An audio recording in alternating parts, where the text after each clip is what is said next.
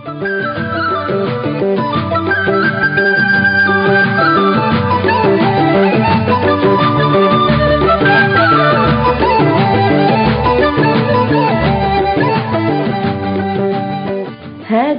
إذاعة الوفاق، صوت الجماهير الإريترية. إذاعة الوفاق الوطني تابعة للجماهير الإريترية، وتبث برامجها من المهجر بواسطة الأقمار الاصطناعية كل يوم سبت من الساعة 8 صباحا إلى الساعة 9 صباحا بتوقيت أسمرة، إلى كافة الربوع الإريترية والمناطق المجاورة بكل مصداقية وأمانة.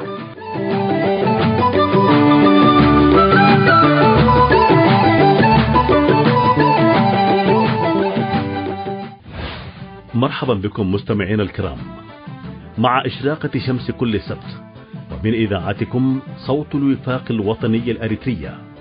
بعد أن استمعنا للفترة الأولى من بث إذاعتنا بلغة التجرينية، نقدم لكم ما يشرح الصدور وينير العقول.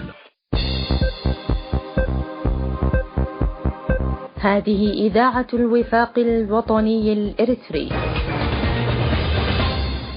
من إذاعة الوفاق نحييكم ونقدم لحضراتكم برامجنا لهذا اليوم السبت الموافق اليوم 1 فبراير ل 2020، ونخصص برامجنا لهذا اليوم برنامج بخصوص اللاجئين المقدم في تلفزيون الحوار في برنامج ملفات، والذي يجري مقابلة مع الفنان الكبير حسين محمد علي، ونتمنى لكم وقتا ممتعا. هنا إذاعة الوفاق الإريتري.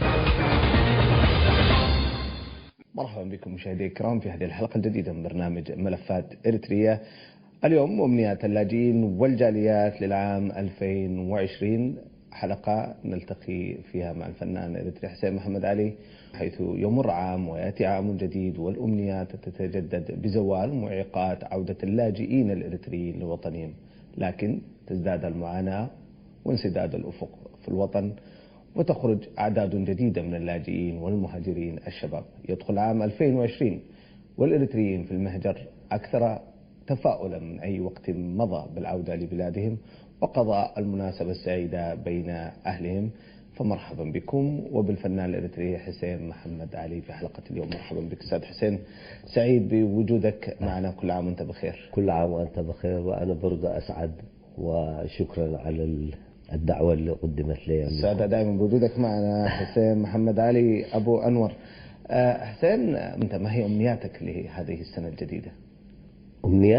أمنياتي أن أشوف ابني فؤاد في التلفزيون الإريتري في داخل إريتريا في أسمرة، ونتحدث مثل ما قاعدين نتحدث من داخل الوطن.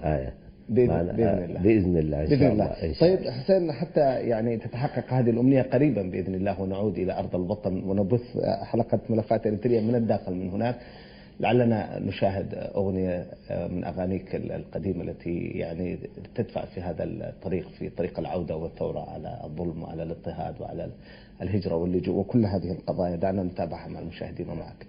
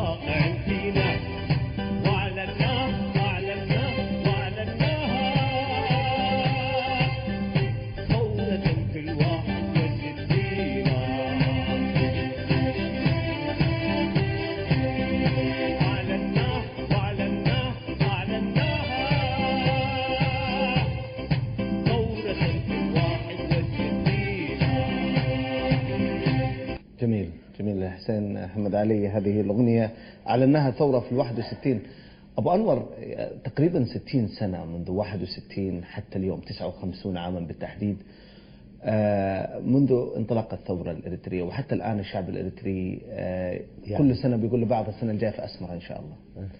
هو فعلا طبعا الأنشودة هذه ذكرتني الوضع اللي كنا فيه والحماس اللي كان موجود في الساحة الإريترية قبل التحرير، لأنه هذه أنا في الميدان من كلمات إبراهيم توتيل، والآن هو مسجون معتقل فك الله أسره وأسر المعتقلين الآخرين.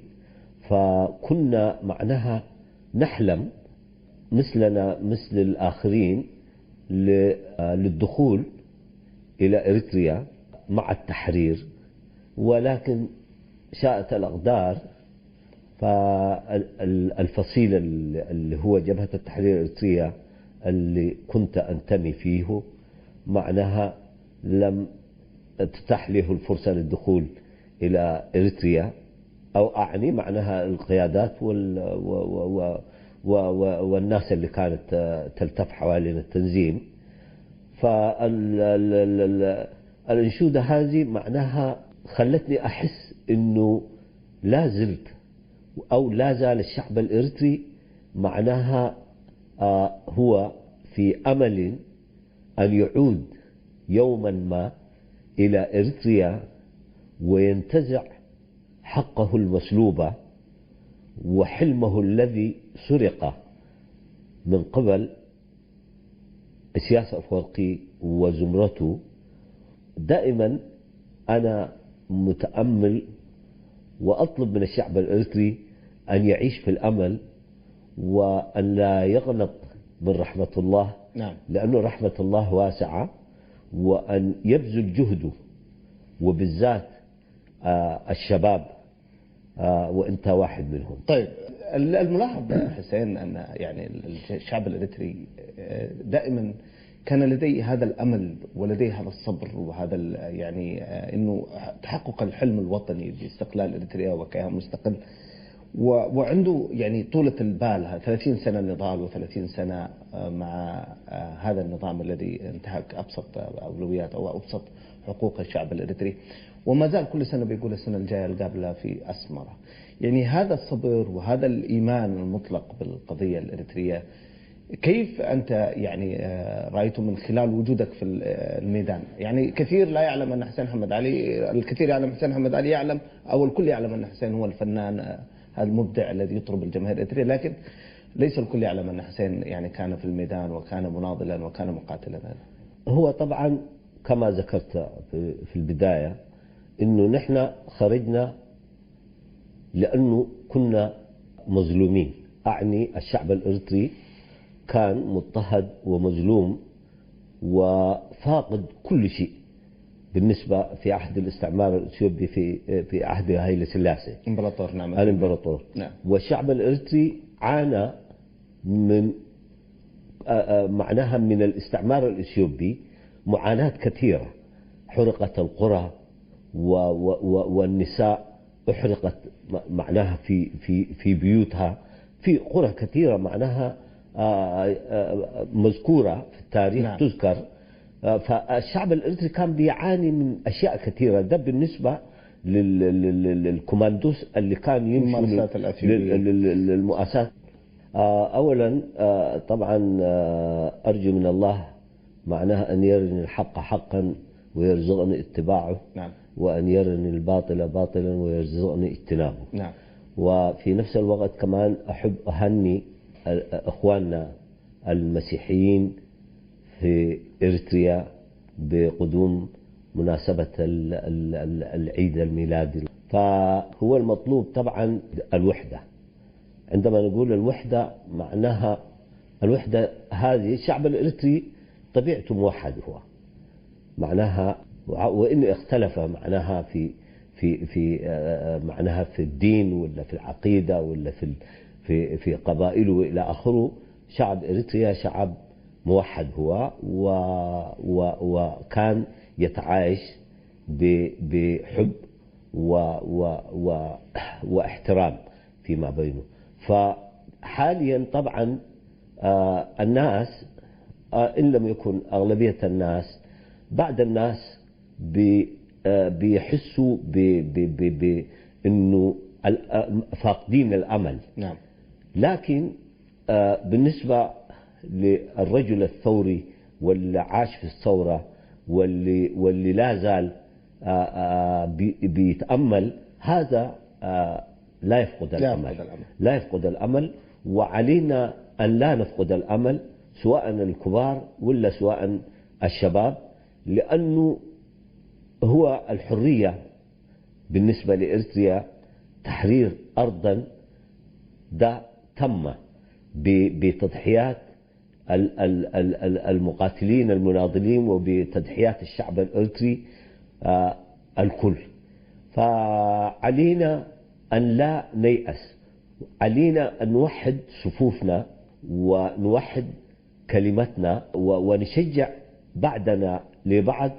والعمل هو مطلوب، لكن العمل يختلف مما كنا فيه في السابق، لأنه كان العمل عسكري. نعم. وحاليا هو العمل عمل سياسي سلمي. نعم. ونحن مع أبنائنا، مع الجيل القادم، نستطيع تغيير هذا النظام. هذه النقاط ثلاث هي نقاط رئيسية لعلنا نتحدث فيها قليلا.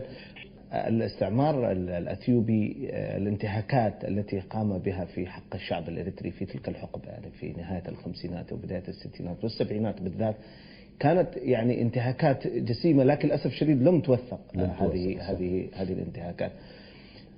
أنت ذكرت أن الشباب في تلك الفترة وأنت من ضمنهم ثرتم على هذه الانتهاكات وطالبتم بالحرية والاستقلال. لعلنا يعني نتحدث قليلا عن تلك الفترة أيضا. هو اللي حصل طبعا مع بداية الثورة، معناه اللي هو بالسلاح. نعم. لأنه قبله كان هناك حراك سياسي. نعم. معناها الإثيوبيين بدأوا معناها الأرض المحروقة، معناها كانوا معناها جندوا جيش سموه كوماندوس، وهذا الجيش أغلبيته أو كله كان من الإريتريين، وكان الإريتريين المناصرين لأثيوبيا أو الإريتريين المناصرين لإثيوبيا، وإريتريين غير مناصرين، المهم مجندين لإثيوبيا. نعم. وكان يسموه هذا الجيش كوماندوس. وهذا الجيش معناها هو اللي كان يقوم بحرق القرى والمدن والمزارع وقتل الأهالي في داخل بيوتهم، يحرق عليهم البيوت، وكان يقتلوا معناها حتى بالسكين مع شو اسمه الأطفال، يرموهم ويستقبلوهم بالرماح والسيوف. لا العسكري. نعم. يرمي الطفل ويستقبله بالسكين الموجودة في البندقية. نعم. وكانوا يقطعوا سطور النساء. نعم. فكان معناه هناك معاناة ومؤاساة، لكن كما ذكرنا لم توثق. للأسف الشديد اللاجئ الإريتري خصوصا في السودان هو لاجئ منسي بعد 60 سنة في مخيمات اللجوء. حتى منظمات الأمم وهيئات الأمم المتحدة رفعت يدها وعفشها ومشت، يعني تركته إلى مصيره. ودولة السودان ليست تلك الدولة التي لديها إمكانيات اقتصادية يعني يمكنها أن تقوم بكل هذه الأعداد الهائلة. كيف أنت ترى قضية اللاجئين حسين؟ هو طبعا الواحد حزين لما جرى للشعب الإريتري. هؤلاء اللاجئين اليوم اللي قاعد نتكلم فيهم هم الثورة وهم أبناء الثورة، ولولاهم ما شفنا الاستقلال الحرية في إريتريا. نعم.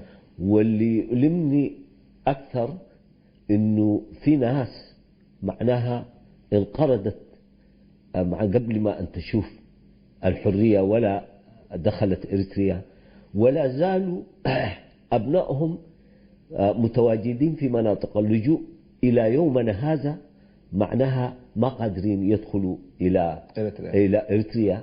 وهذا شيء معناه فعلا مؤلم، وشيء معناه مفروض السياسيين الإريتريين ينظروا له بنظرة خاصة ويتكلموا به، لأنه ما معقول معناها أكثر من 30-40 سنة أو 50 قول إنه اللاجئ الإريتري ما يقدر يرجع لوطنه.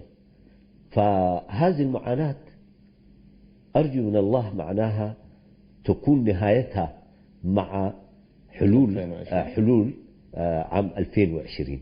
طيب هؤلاء اللاجئين 3 أجيال ولدت في هذه المعسكرات، هذه المخيمات، بعضها لا يمتلك أدنى مقومات الحياة الإنسانية الكريمة. البعض منها هناك بعض يعني إمكانية للتعليم البسيط الأساسي، الطبابة البسيطة، وربما يعني بعض الخدمات البسيطة، لكن الغالبية العظمى لا تمتلك أي مقومات. مع ذلك ما زالت هذه المخيمات تستقبل مزيد من اللاجئين في ظل الدولة الإريترية. هو طبعا هذه المعاناة اللي كانوا يعانوا منها اللاجئين القدامى، نعم. الاستبداد والمظالم الجديدة معناها هاجروا إليهم من جديد لاجئين جدد من داخل من الداخل يدخلوا بيطلعوا من الداخل. ما في حد يدخل إلا معناه اللي لجؤوا في الستينات وإلى يومنا هذا معناه ما في حد رجع منهم. نعم. ودلوقتي زيد على ذلك بعد التسعينات وبعد التحرير وبالذات في هذه السنوات نعم 10 سنوات الأخيرة، أيوة، أضافوا عليهم لاجئين كثر. فده بيأكد لك إنه إريتريا في وضع معناها سيء جدا، وعليه الشباب الإريتري التحرك إن لم يكن عسكريا فليكن سياسيا، ويوحد صفوفه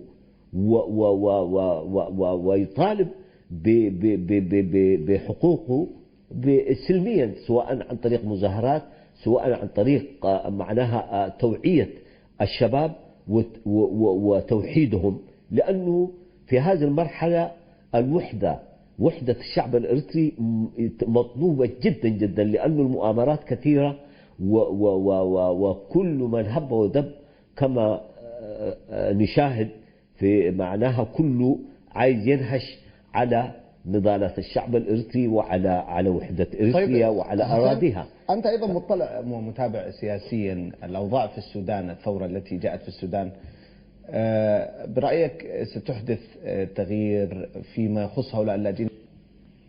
أستاذ حسين وأعزائي المشاهدين، يعني خلينا نسمع أغنية من أغنياتك الثورية ونعود بعد لإكمال الحديث. أعزائي المشاهدين، أغنية للفنان ومناضل حسين محمد علي.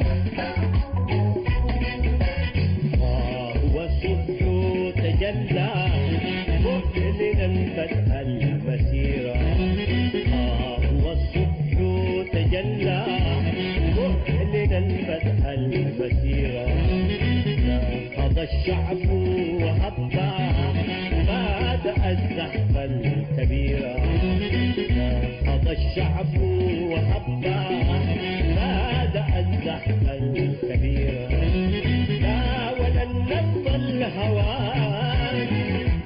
لا ولا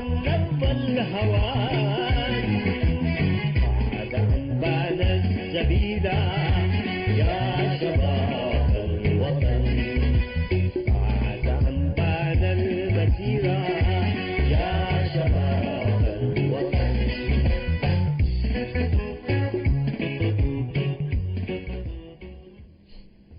رائع أستاذ حسين، دائما يعني أغانيك دائما جميلة، وهذا الارتباط بقضية الوطن وقضية الثورة على الظلم والانتفاض ضده. حسين، يعني قبل نهاية الحلقة كنا نتحدث عن وضع اللاجئين في السودان وعن التغييرات الأخيرة التي حصلت، الثورة والتغيير الذي جاء في السودان. هو التغيير طبعا مطلوب، هو في أي مكان. نعم. والتغيير طبعا حسب اللي نحن بفكرنا القديم، معناها نشوف دائما نحن كمسلمين نقول لا يغير الله ما بقوم حتى يغيروا ما بأنفسهم. نعم. فالتغيير لازم أول يحصل في ذات الإنسان، يغير في ذاته، معناه في تصرفاته، في أفعاله، في عدم وحدته، في عدم العمل. فلازم أول نغير نحن من داخلنا. لكن تبقى مثل هذه الأحداث الكبيرة مثل الثورة السودانية لها تأثير وانعكاس مباشر أيضا. طبعا هي طبعا في بداياتها طبعا مرحلة بدائية هي، ونتأمل نحن إنه هذه الثورة بعد الانتخابات وبعد استقرار الحكومة السودانية الجديدة، إنه معناها آمالنا كبير إنه هم ينظروا إلى القضية الإريترية بمنظار الصح، لأنه هم أقرب وأفهم ناس يعرفوا قضية الشعب الإريتري، وهم من أيدوا وساندوا الثورة الإريترية، وهم من اشتركوا حتى في بعض الأماكن عسكريا لتحرير إريتريا. فنرجو معناها السودان بعد ما تستقر الأمور وتأتي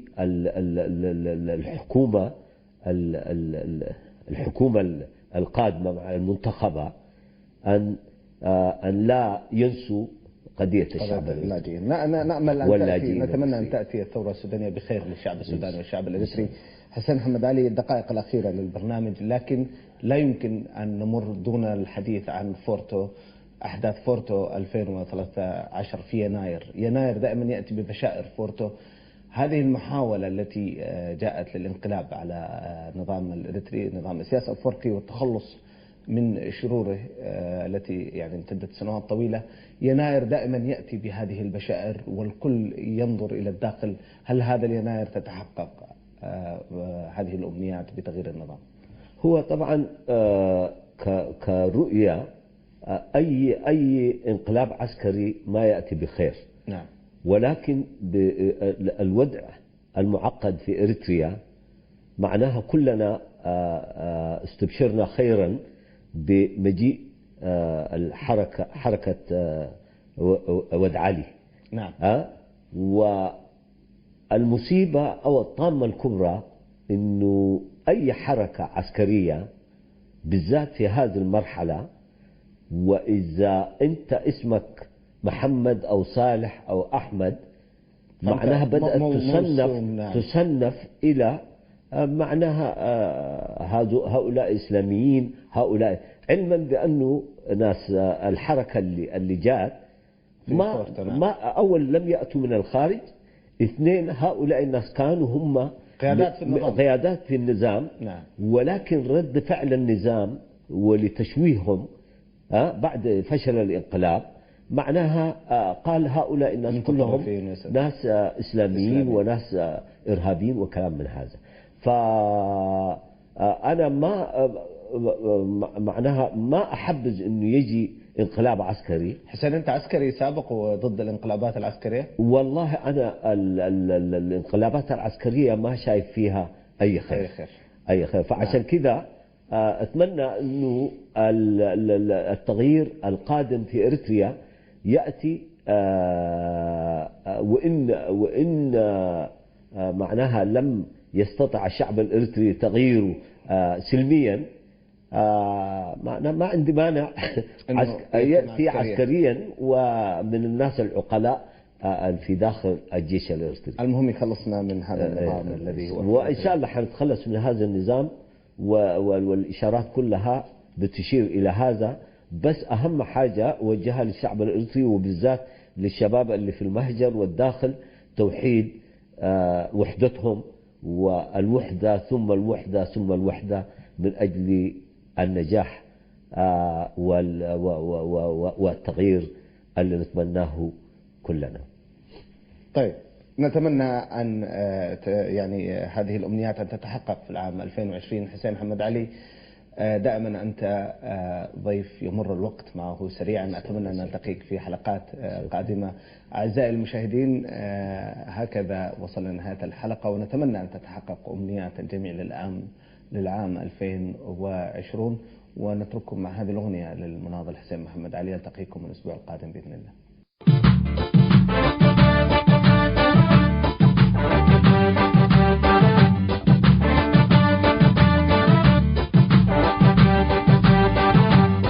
هنا إذاعة صوت الوفاق الوطني الإريتري. مستمعين الأفاضل، إلى هنا وتنتهي بث برامج إذاعة الوفاق المعدة والمقدمة لهذا اليوم. باسمي ونيابة عن أسرة المحطة، أشكر حسن متابعتكم، على أمل اللقاء بكم يوم السبت القادم إن شاء الله تعالى، ودمتم في رعاية الله وحفظه. هذه إذاعة الوفاق، صوت الجماهير الإريترية.